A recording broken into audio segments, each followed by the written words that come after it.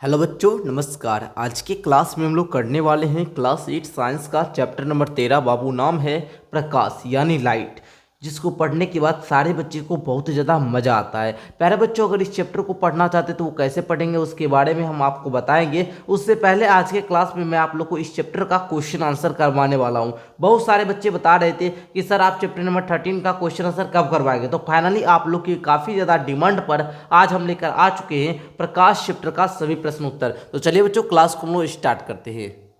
तो आपने क्या सीखा, ये जो भी पॉइंट है बाबू, इसको एक बार आप लोग क्या कीजिएगा, पढ़ लीजिएगा।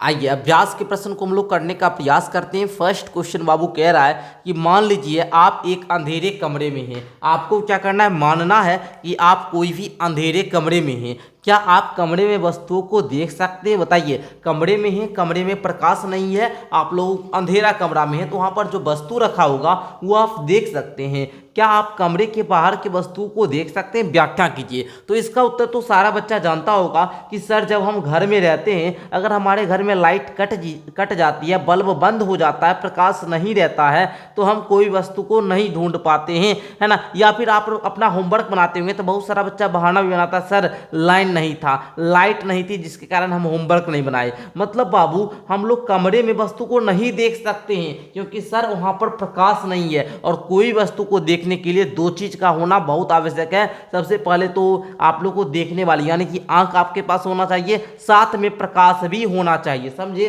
तो आप लोग इसको उत्तर किस प्रकार लिखिएगा, लिखिए तो बाबू मेरे साथ लिखना शुरू कीजिए। लिखिएगा, अंधेरे कमरे में वस्तुओं को नहीं देखा जा सकता सर। क्यों भाई? तो क्योंकि देखने के लिए ना सर प्रकाश की आवश्यक होती है, और प्रकाश तो सर रहबे नहीं करेगा तो कैसे देखेंगे। बिल्कुल बाबू, यदि कमरे के बाहर प्रकाश हो तो हम खिड़की, कमरा में खिड़की होगा या दरवाजा होगा, वो खुला हो तो हम बाहर की वस्तु देख सकते हैं। क्यों देख सकते हैं? क्योंकि बाहर जो है ना सर, वहां पर प्रकाश है और प्रकाश आंखों तक पहुंचेगा तो हम लोग देखेंगे। किसी भी चीज को देखने के लिए आप लोगों को कहा भी जाता है प्रकाश वह भौतिक कारक है या प्रकाश वह माध्यम है। मतलब प्रकाश वह भौतिक कारक है जिसमें जो आंख वाला व्यक्ति प्रकाश की उपस्थिति में देख सकता है कोई वस्तु को। ठीक है, आप लोग परिभाषा देखे होंगे अगर आप लोग। तो प्यारे बच्चों, बहुत सारे बच्चे कहते हैं सर हमको जो है ना ये प्रकाश चैप्टर को पढ़ना है, तो कैसे पढ़ेंगे? तो आप लोग क्या कीजिएगा बाबू, प्ले स्टोर पर आप लोग सर्च कीजिएगा मेरा एप्लीकेशन, ठीक है। या फिर आप लोग को डिस्क्रिप्शन में माई ऐप का लिंक दिया गया है, हमारा एप्लीकेशन का लिंक दिया गया है। आप लोग प्ले स्टोर से ऐप डाउनलोड कीजिए, वहाँ से कोर्स ले लीजिए और क्लास 8 का वहाँ पर पढ़ाई कर सकते हैं। और अब आप लोग क्लास 9 में जाने वाले हैं। सारे बच्चे अब क्या करेंगे, क्लास 8 का आप लोग फाइनल एग्जाम देंगे मार्च में, उसके बाद 9th में जाएंगे। तो 9th क्लास के बच्चों के लिए न्यू बैच आ चुका है। अगर आप कोई भी क्लास का बैच लेना चाहते हैं तो 6209575681 इस नंबर पे कॉल करके जानकारी ले सकते हैं। आइए सेकेंड क्वेश्चन कहता है बाबू, नियमित तथा विसरित परावर्तन में अंतर बताइए। क्या विसरित परावर्तन का अर्थ है परावर्तन के नियम विफल हो गए? तो बाबू आप लोग लिखिएगा सर नियमित परावर्तन, और क्या लिखिएगा बाबू, विसरित परावर्तन। जो नियमित परावर्तन होता है उसमें सतह जो होती है ना ये चिकनी होती है। सतह कैसी होती है बाबू? चिकनी सतह होती है। और विसरित परावर्तन में सतह खुरदरी सतह होती है, राइट। अब उसके बाद लिखना, इस परावर्तन में किरणें जो होते हैं ना सर ये समांतर होते हैं, समझे। किरण क्या होता है बाबू? समांतर होता है। लेकिन इसमें किरण क्या होता है? विभिन्न दिशा में फैला होता है। प्रतिबिंब इसमें क्या होता है? नियमित परावर्तन में स्पष्ट बनता है, लेकिन विसरित परावर्तन में प्रतिबिंब जो होता है वो स्पष्ट प्रतिबिंब नहीं बनता है। समझ गए ना बाबू?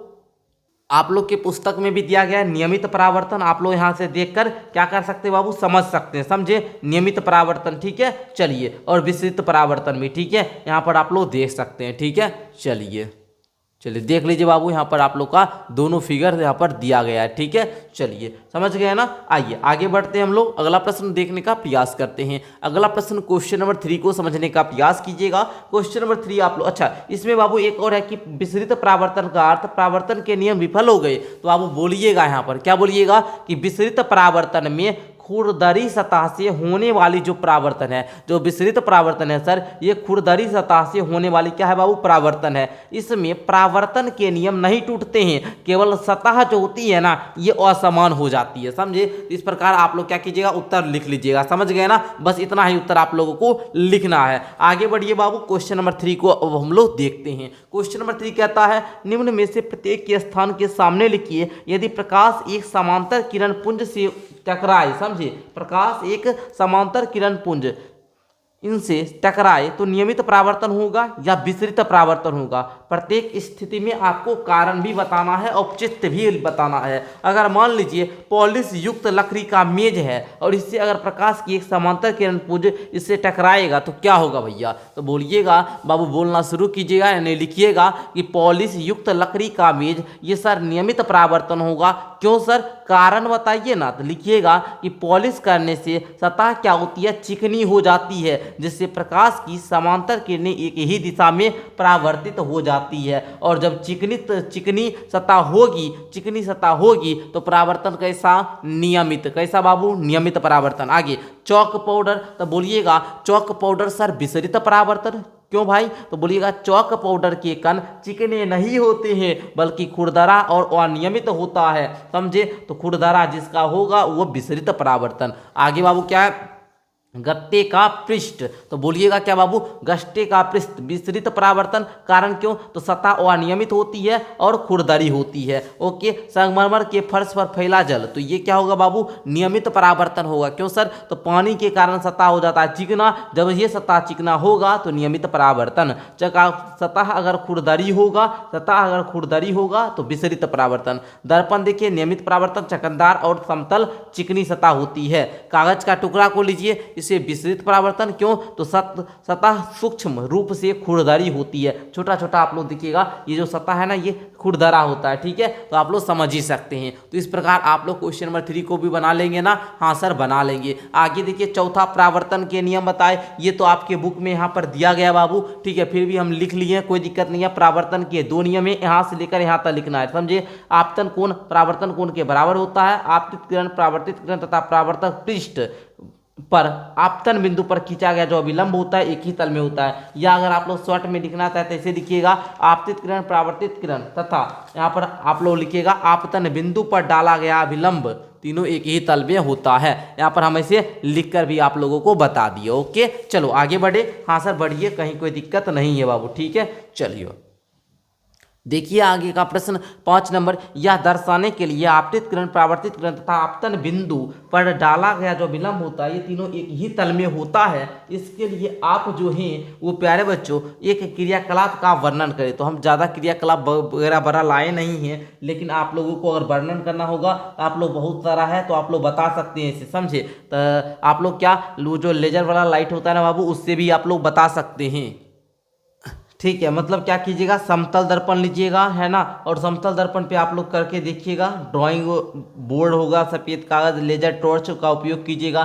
तो लेजर किरण पर दर्पण पर डालिएगा तो परावर्तित किरण के साथ आपतित किरण और अभिलंब समान जो है आपको सफ़ेद कागज के तल पर दिखाई देंगे, समझे। तो आप लोग को उतना बड़ा नहीं, शॉर्ट में हम यहाँ पर दे रहे हैं बाबू, लिख लीजिए। समतल दर्पण पर किरण डालने पर आपतित किरण, परावर्तित किरण और अभिलंब एक ही तल में दिखाई देते हैं। आप लोग को यहाँ पर क्रियाकलाप का वर्णन करना था तो आप लोग थोड़ा बड़ा भी लिख सकते हैं, ठीक है। तो यहाँ पर हम आपको दे दिए हैं, आप लोग इस प्रकार क्रियाकलाप विधि को लिख सकते हैं, ठीक है। लिख लीजिएगा ना बाबू, बोलिए हाँ सर लिख लेंगे, लिख लीजिएगा, ठीक है। चलिए आगे बढ़ जाइए, आगे का क्वेश्चन को अब आप लोग देखिएगा बाबू, यहाँ तक तो क्लियर है, कहीं कोई दिक्कत नहीं है सर। आगे बढ़ते हैं हम लोग, आगे का प्रश्न देखते हैं। तो आगे क्वेश्चन नंबर 6 आप लोगों का क्या कह रहा है, इसको पहले हमको थोड़ा सा छोटा कर लेते हैं बाबू, ठीक है। चलिए अब आ जाइए, अब हम लोग क्वेश्चन को करते हैं। तो क्वेश्चन नंबर 6 कहता है नीचे दिए गए जो आपको रिक्त स्थानों की पूर्ति करना है, ठीक है। तो देखिएगा, एक समतल दर्पण के सामने 1 मीटर दूर खड़ा एक व्यक्ति अपने प्रतिबिंब से 1.5 मीटर दूर दिखाई देता है। तो आप लोग को पता होगा कि समतल दर्पण के सामने अगर 1 मीटर पर खड़ा है तो आप उसको 2 मीटर की दूरी पर दिखाई देगा, ठीक है। चलिए आगे देखिए बाबू, यहाँ पर यदि किसी समतल दर्पण के सामने खड़े होकर आप अपने दाएं हाथ से अपने डैश कान को छुए तो दर्पण से ऐसा लगेगा कि आपका दायां कान डैश हाथ से छुआ गया है। मतलब अगर आप अपना बाएं कान को छुइएगा ना जी, तो आपको जो होगा ना लगेगा कि बाएं हाथ से छुआ गया, समझे। चलिए, बाएं कान को छुइएगा तो बायां हाथ से छुआएगा, ऐसा आपको समतल दर्पण में महसूस होगा। ठीक है, आगे बढ़िए। जब आप मंद प्रकाश में देखते हैं तो आपकी पुतली का साइज इदस हो जाता है। तो मंद प्रकाश में देखेंगे तो हमारा पुतली का साइज बाबू बड़ा हो जाता है। आगे, रात्रि पक्षियों के नेत्रों में शलाकाओं की संख्या की अपेक्षा शंकुओं की संख्या डैश होती है, तो शंकु की संख्या कम होती है। ओके, आगे बढ़ना। आगे का प्रश्न देखना, कहता है आपतन कोण परावर्तन कोण के बराबर होता है। तो ये बाबू आपका क्या, हमेशा। ओके, क्यों, तो आप लोग जानते हैं परावर्तन के नियम से, परावर्तन प्रकाश के परावर्तन के फर्स्ट नियम में बताया गया है कि आपतन कोण परावर्तन कोण के बराबर होता है। कोण आई इक्वल होता है हमेशा किसके, कोण आर के। ओके, समतल दर्पण द्वारा बनाया गया प्रतिबिंब होता है। तो समतल दर्पण बनाता है बाबू आभासी प्रतिबिंब। तो देखिए, आभासी इसमें भी, आभासी इसमें भी, वास्तविक वास्तविक, ये दोनों विकल्प पहले ही क्या हुआ, कट गया। यहाँ पर क्या बोलता है, आभासी दर्पण के पीछे तथा आवर्धित दर्पण के पीछे तथा बिंब के साइज के बराबर। देखिए, समतल दर्पण का खास बात यह है कि ये बिंब के साइज के बराबर। तो यहाँ पर आपका ऑप्शन नंबर यहाँ पर जो है बाबू ख ही होना चाहिए, समझे। चलिए आगे देखिएगा यहाँ पर। ओके, चलिए, क्या कई लाइडोस्कोप की रचना का वर्णन करें। तो इसकी रचना का आपको क्या करना है बाबू, वर्णन करना है, अच्छे शब्दों में आप लोगों को लिखना है। तो इसको थोड़ा बड़ा में आप लोग बढ़िया तरीका से लिख लीजिएगा। चलिए हम यहाँ पर लिख कर लाएं, ज़्यादा बड़ा नहीं, छोटा ही है बाबू। ये जो कलाइडोस्कोप देख रहे हो, ये एक प्रकाशीय उपकरण है, ठीक है, जिससे दो या दो से अधिक परावर्तक सतहें होती है। इन सतहों को एक क्या होता है बाबू, एक निश्चित कोण पर एक दूसरे की ओर झुकाया जाता है ताकि दूसरे सिरे से देखने पर सममित पैटर्न प्राप्त हो। सममित मतलब आप लोग जानते होंगे, इधर से देखेंगे और इधर दोनों ओर की आकृति बराबर दिखेगा। परावर्तक सतह नली जो होती है ये रंगीन कांच के टुकड़ों से बनी होती है। नली को घुमाने से सममित प्रतिबिंब बनते हैं। थोड़ा सा आप लोग देख लीजिए बढ़िया से, एक बार हम पढ़ के और फिर बता देते हैं। कलाइडोस्कोप एक क्या है बाबू, प्रकाशीय उपकरण है जिससे दो या दो से अधिक परावर्तक सतह होता है। दो से या दो से अधिक परावर्तक सतह होता है। इन सतहों को एक निश्चित कोण पर एक दूसरे की ओर झुका दिया जाता है ताकि दूसरे सिरे से देखने पर सममित पैटर्न प्राप्त हो सके। और परावर्तक सतह नली जो होती है रंगीन कांच के टुकड़ों से बनी होती है और नली को घुमाने पर सममित प्रतिबिंब बनते हैं। तो लिख लीजिएगा ना, आगे बढ़िए। मानव नेत्र का एक नामांकित आपको रेखाचित्र, नामांकित मतलब नाम अंकित करके रेखाचित्र इसका बनाना है। तो रेखाचित्र यहाँ पर देखिए आपकी पुस्तक में दिया गया है, आप लोग यहाँ से देखकर बना लीजिएगा। यही है मानव नेत्र, सेम टू सेम आपको इसी प्रकार का फिगर को क्या करना है, अपने कॉपी पर बना लेना है, ठीक है। ऐसे डिटेल में हम लोग क्या किए बाबू, बैच में चर्चा किए हुए हैं, ठीक है। एप्लीकेशन पर जो हम क्लास देते हैं वहाँ पर पढ़ाए हुए हैं, ठीक है। चलिए, चित्र बनाना था तो वो तो आप लोग बना ही सकते हैं, बहुत सारे बच्चे को पता होगा। आइए आगे बढ़ते बाबू, 11 नंबर क्वेश्चन को देखिएगा। 11 नंबर क्वेश्चन बोल रहा है बाबू क्या, कि गुरमीत लेजर टॉर्च के द्वारा क्रियाकलाप इतना को करना चाहता है, उसके अध्यापक ने ऐसा करने से मना किया। क्या आप अध्यापक की सलाह के आधार पर व्याख्या करिएगा, बताइए जल्दी से। सारे बच्चे बताएंगे, क्या लिखिएगा उत्तर में बताइए तो बच्चे, तो बोलिएगा सर हम उत्तर में लिखेंगे यहाँ पर क्या, कि गुरमीत लेजर टॉर्च से क्रियाकलाप 13.8 करना चाहता था पर अध्यापक ने मना किया क्योंकि लेजर की तेज की जो होती है बाबू, ये किरण आंखों को नुकसान पहुंचाता है, ठीक है। तो आंखों को नुकसान ना पहुंचाए, इसलिए अध्यापक की सलाह क्या है बाबू, सही है, क्योंकि सुरक्षा सबसे क्या है, जरूरी है, समझे। तो लेजर का प्रयोग नहीं करना चाहिए था, ठीक है। चलिए आगे देखिएगा। वर्णन कीजिए आप अपने नेत्रों का देखभाल कैसे करें। ये तो सब बच्चों को पता होगा, अपना जो आंख है बाबू इसको बचाना बहुत ही ज़्यादा जरूरी है। इसका देखभाल कैसे कीजिएगा, तो तेज प्रकाश में सीधे ना देखिए, तेज प्रकाश होगा तो सीधे मत देखिएगा। आंखों को साफ पानी से धोते रहे, पढ़ते समय उचित दूरी रखें, बुक को और अपने आंख के बीच की दूरी को अच्छे तरीके से आपको रखना है। मोबाइल और टीवी का कम समय देखिएगा, मोबाइल का उपयोग ज़्यादा मत कीजिए, पढ़ने के लिए कीजिए। ऐसा आपने बोलते कि करबे मत कीजिए, लेकिन कम समय कीजिए। ज़्यादा मोबाइल वगैरह में बहुत सारे बच्चे क्या करते हैं, गेम वगैरह खेलते हैं, सबको फिर आपको खेलने का टाइम नहीं है, मतलब ज़्यादा उपयोग मत कीजिए, ठीक है। पढ़ाई के लिए आप लोग थोड़ा बहुत पढ़ाई कर सकते हैं, इसे बुक जितना पढ़िएगा उतना ज़्यादा अच्छा नॉलेज होगा। आगे देखिए, यदि परावर्तित किरण आपतित किरण से 90 डिग्री का कोण बनाए तो आपतन कोण का जो मान होगा वो कितना होगा। तो बताइए बाबू, इसको हम क्या करें, 13 नंबर क्वेश्चन है, इसको हम यहाँ पर क्या करेंगे बाबू, सॉल्व करके बताएंगे, ठीक है। आ जाइए देखिएगा यहाँ पर, चलिए बाबू आ जाइए। तो क्वेश्चन नंबर क्या है, 13 ना। चलिए तो बाबू आप लोग बोलिएगा कि हम जानते हैं, यहाँ पर हम जानते हैं कि आप आपतित किरण का कोण, आपतित किरण का कोण परावर्तित परावर्तित किरण के कोण के बराबर होता है।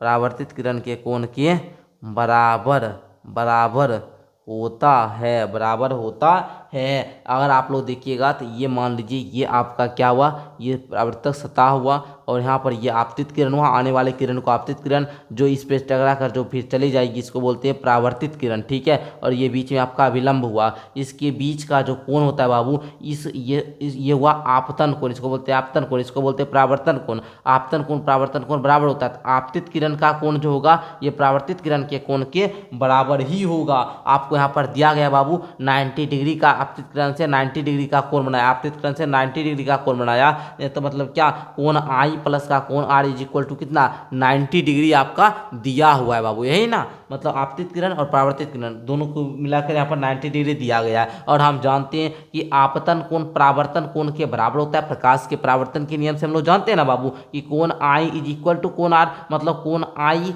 और की जगह मतलब कोण आर की जगह हम लोग कोण आई भी बोल सकते हैं। तो कोण आई और कोण आर को भी हम लोग बोल देते हैं कोण आर बराबर क्या होता है बाबू कोण आई, इसलिए कोण आई प्लस में कोण आई इज इक्वल टू क्या यहाँ पर 90 डिग्री, मतलब दो गो आपका क्या है आपतन कोण इज इक्वल टू 90 डिग्री। तो यहाँ पर आपका क्या हो जाएगा बाबू 45 डिग्री, मतलब इसका जो मान होगा वो क्या होगा 45 डिग्री मान हो जाएगा, समझे। तो आपतन कोण का मान कितना होगा 45 डिग्री, ठीक है। इस प्रकार आप लोग सॉल्व करके बता सकते हैं, राइट। कोई दिक्कत बताइए, कोई दिक्कत हुआ नहीं हुआ सर, नहीं हुआ, यहाँ पर कोई दिक्कत नहीं हुआ, इतना भी बोलिएगा तो कोई दिक्कत नहीं है। आगे देखिए बाबू यहाँ पर 14 नंबर क्वेश्चन, यदि दो समांतर समतल दर्पण एक दूसरे से 40 सेंटीमीटर के अंतराल पर रखे हैं, उनके बीच रखी एक मोमबत्ती के कितने प्रतिबिंब बनेंगे। तो भैया अनंत प्रतिबिंब बनेगा, कितना प्रतिबिंब, तो अनंत अनगिनत प्रतिबिंब बनेंगे, लिख लीजिएगा आप लोग।